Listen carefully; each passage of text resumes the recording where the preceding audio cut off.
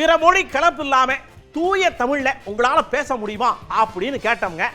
அதுக்கு நம்ம மக்கள்லாம் சொன்ன விஷயங்கள் ரொம்ப சிலாகித்து புல்லரிச்சு போச்சு. இப்போ மொழி தூய்மைக்கு என்ன பண்ணுறது, போயிட்டு தமிழ் மீடியம் படித்தாலும் இதான், இங்கிலீஷ் மீடியம் படித்தாலும் இதான், வேறு எதுவும் கஷ்டம்தான் ப்ரோ.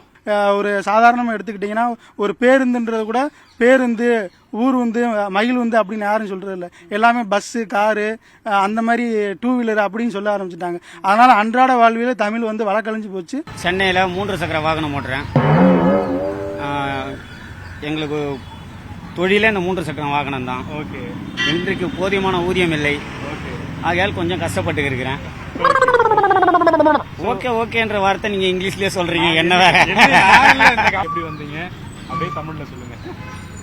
நான் வந்து நீங்க எந்த ஊரு, சென்னைக்கு எப்படி வந்தீங்க? ஐயோ, நான் சொன்னது சொல்றேன். மொபைல் கடைக்கு என்ன சொல்லுவாங்க?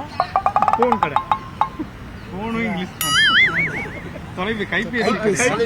கைபேசி. என்னால் வந்து தமிழில் ஒரு 2 நிமிஷம் 3 நிமிஷத்துக்கு மேலே தான் பேச முடியும். அதுக்கு மேலே வந்து அதிகபட்சம் பேச முடியாது. பேச பேச நம்மளோட எழுத்துக்கள் எல்லாமே மாறிட்டு தான் இருக்கு. நம்மளோட தமிழ்ன்றது தமிழ் வடிவமே அப்படியே இருக்க போறதும் கிடையாது. அதுவும் காலத்துக்கு ஏற்ற மாதிரி மாறிட்டே தான் இருக்க போகுது. டெய்லி ஆக்டிவிட்டீஸ்னா தமிழ்ல வந்து போயம் எழுதி இது பண்ணுவேன். அப்புறம் உயர் அதிகாரிகள் கிட்ட எல்லாம் வந்து தமிழ்ல பேசணும் அப்படிங்கிற ஒரு எண்ணம் இப்போ ஒரு 1 இயரா நான் ஃபாலோ பண்றது. தமிழ்ல மட்டுமே பேசணும்னா தயாராகி இருந்தேன்னா ஒரு 5 நிமிஷம் பேசுவேன்.